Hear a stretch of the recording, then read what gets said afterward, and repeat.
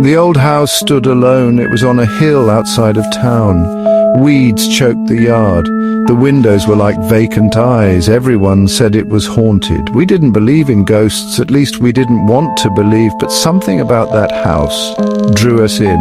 It was a dare, whispered on a cool autumn night. Who was brave enough to go inside? We were 5 friends.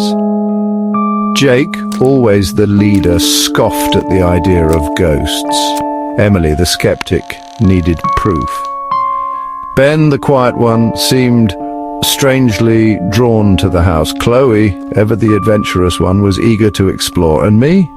I was just along for the ride, hoping we wouldn't regret it. The sun dipped below the horizon as we approached the house. Shadows stretched long and thin. The closer we got, the colder it seemed to become.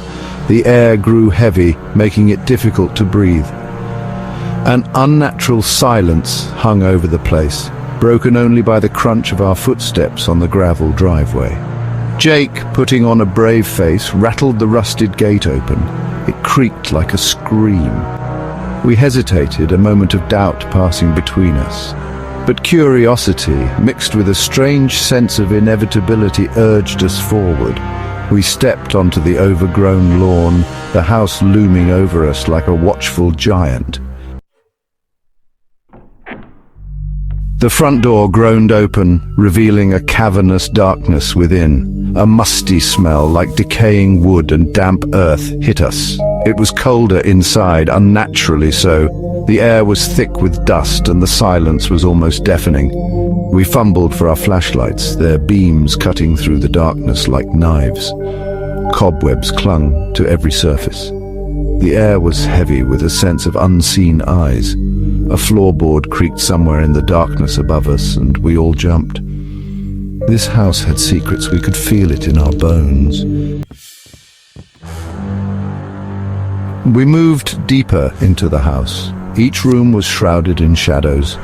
The silence was broken only by our own footsteps and the occasional creak of the house settling. But there were other sounds too. Whispers, faint and indistinct, seemed to follow us. They were like the wind sighing through the trees, but these whispers seemed to hold a malevolent intelligence. The air grew colder, biting at our skin. My breath formed clouds in front of my face. The flashlight beam trembled in my hand. We pressed on, drawn deeper into the heart of the house.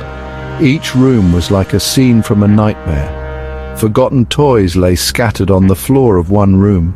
A rocking chair creaked back and forth in another, as if pushed by an unseen hand.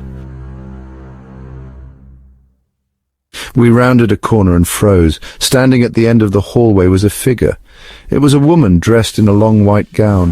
Her hair was long and black, cascading down her back like a waterfall, but it was her face that chilled us to the bone, pale and gaunt, with eyes like black pits.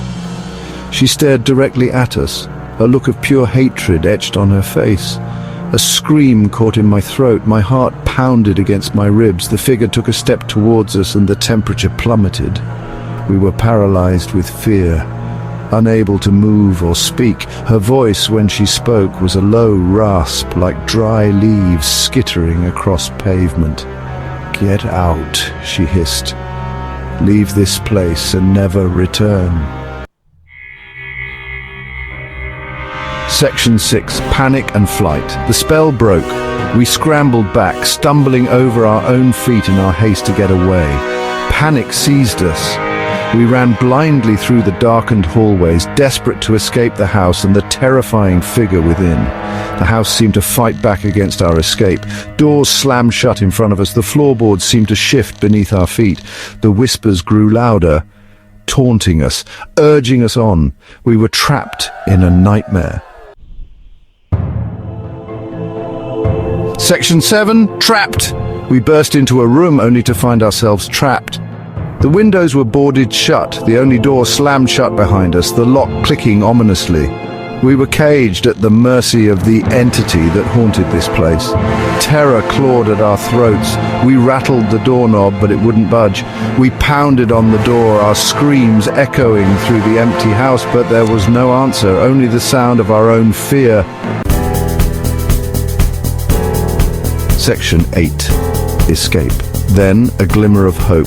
Ben, always the quiet observer, noticed a small window above the door. It was a tight squeeze, but it was our only chance. We piled up furniture, giving us just enough height to reach. One by one, we squeezed through the opening, desperate for fresh air and freedom. Finally, we were all outside, gasping for breath in the cool night air. We didn't stop running until we were far away from that cursed house. We didn't look back. Section 9. Forever Haunted. We never spoke of that night again, but the memory lingered, a dark stain on our souls. The old house still stands on the hill, a silent sentinel watching over the town. Some say they see a light flickering in the window sometimes. Others hear the faint strains of music drifting from within, but no one dares to approach it now. The house is a tomb, a monument to our terror. And the woman in white? She's still there, trapped within those walls, waiting for her next victims.